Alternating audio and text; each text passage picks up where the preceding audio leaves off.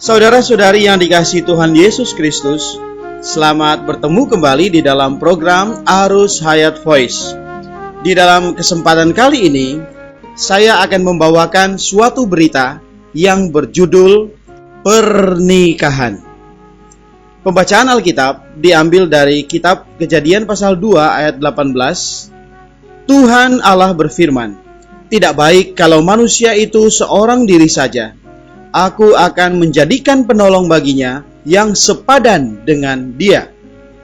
Ibrani 13 ayat 4. Hendaklah kamu semua penuh hormat terhadap perkawinan. Saudara-saudari, kekasih Tuhan, jika seorang Kristen ingin menjadi orang Kristen yang baik, maka semua persoalan yang mendasar harus ditanggulangi sebaik-baiknya. Bila ada satu persoalan yang mendasar tidak beres, entah itu masalah keluarga atau masalah profesi, pastinya akan menimbulkan banyak masalah di kemudian hari yang membuat ia tidak dapat menempuh jalan yang lurus di hadapan Allah. Sekarang kita akan membahas masalah pernikahan. Saudara-saudari yang baru percaya harus tahu, sebenarnya bagaimana firman Tuhan menyikapi perkara pernikahan. Mengenai pernikahan, masalah pertama yang harus dibereskan ialah masalah perasaan seks. Manusia mempunyai perasaan seksual. Itu hal yang wajar. Itu bukan dosa. Tetapi jika seorang memenuhi tuntutan dirinya itu dengan cara yang tidak wajar, maka ia akan terjerumus ke dalam dosa. Kita harus mengetahui bahwa pernikahan adalah inisiatif dan ketetapan Allah.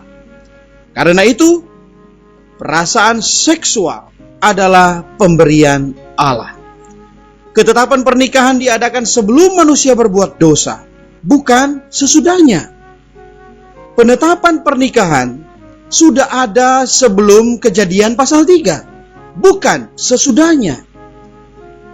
Itu sudah ditetapkan Allah pada Kejadian pasal 2. Jadi perasaan seksual ini sudah ada sebelum dosa masuk ke dalam dunia. Sebab itu, adanya perasaan seksual di dalam diri manusia mutlak bukan dosa. Di dalam perasaan ini tidak ada unsur dosa. Bahkan perasaan tersebut adalah ciptaan Allah. Saudara-saudari yang baru percaya, kita haruslah jelas terhadap masalah ini. Karena tidak sedikit orang muda yang mengalami frustasi atau gangguan di dalam masalah pernikahan ini. Karena mereka benar-benar tidak mengerti ketetapan Allah. Mereka tidak jelas akan firman Allah perihal perkara ini. Sehingga akhirnya mereka menerima tuduhan-tuduhan hati nurani yang tidak pada tempatnya.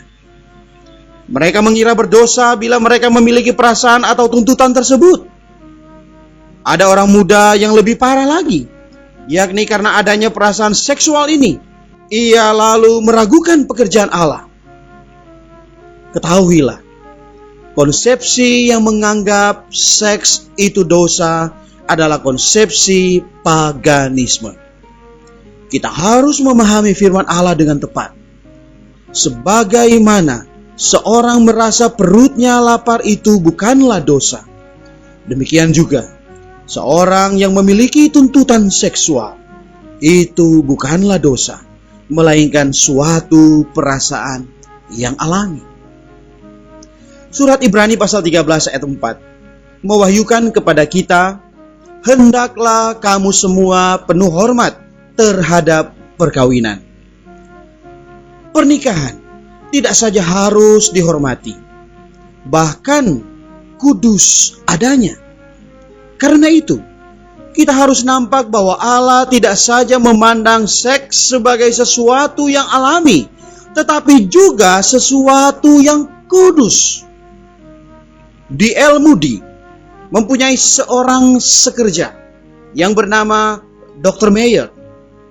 Ia banyak menulis buku-buku rohani yang sangat baik, khususnya yang bersifat pembinaan. Dr. Meyer ini pernah berkata, di seluruh dunia ini pikiran yang paling najis adalah pikiran yang menyangka bahwa seks itu najis. Saya kira ini adalah suatu perkataan yang sangat baik. Karena manusia itu sendiri najis, maka konsepsi najis itu dibawa ke dalam seks. Kalau manusia itu bersih, segala perkara pada dirinya akan bersih pula. Sebaliknya, kalau manusia itu najis, maka semua perkara pada dirinya akan menjadi najis pula. Karena pikirannya yang najis, maka setiap perkara mengenai dirinya akan selalu dipikirkan ke arah yang najis. Sekarang kita harus nampak bahwa pernikahan itu suci bersih. Hubungan seksual yang ditetapkan Allah itu juga adalah kudus, bersih, dan tidak najis. Di dalam 1 Timotius pasal 4 ayat 3, Paulus mengatakan bahwa pada hari-hari terakhir akan muncul ajaran-ajaran setan, dan salah satu di antaranya ialah melarang orang untuk kawin. Kalau Anda lihat, ajaran-ajaran setan itu seolah-olah juga untuk menuntut kesucian. Di dalam buku karangan Pember pernah ditandaskan bahwa pada hari-hari yang akan datang, ada orang melarang pernikahan demi menuntut kekudusan. Mereka mengira dengan jalan itu mereka bisa menjadi orang-orang yang suci. Namun Paulus mengatakan dalam surat Timotius bahwa itu adalah ajaran setan. Karena itu, kita harus tahu bahwa Allah tidak melarang adanya pernikahan. Kita tidak seharusnya terpengaruh oleh konsepsi paganisme, sehingga hati nurani kita tertuduh tanpa arti. Perasaan seksual adalah sesuatu yang alami, bukan dosa. Dapat tidaknya perasaan itu menjadi dosa tergantung pada bagaimana kita menanggulangi perasaan itu. Jadi masalahnya bukan terletak pada ada tidaknya perasaan itu. Memiliki perasaan seksual adalah suatu yang wajar, bukan dosa. Berdosa atau tidak tergantung pada bagaimana kita menanggulangi perasaan itu. Hal ini perlu dibereskan dengan tuntas, karena jikalau tidak, maka hati nurani kita akan tertuduh dan kemajuan kita akan terhambat. Timbulnya dosa-dosa itu bukan karena ada faktanya, melainkan karena kekurangan pengertian kita. Kiranya Tuhan memberkati kita dengan pemahaman yang lebih tepat mengenai hal ini.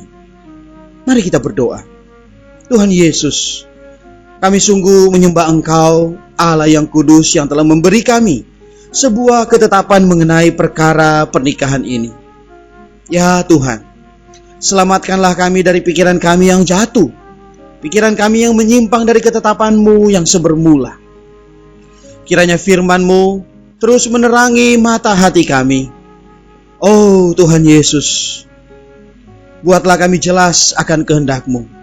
Buatlah kami jelas terhadap perkara pernikahan ini, supaya kami dapat menempuhnya sesuai dengan firman-Mu, serta kehendak-Mu tergenap atas kami.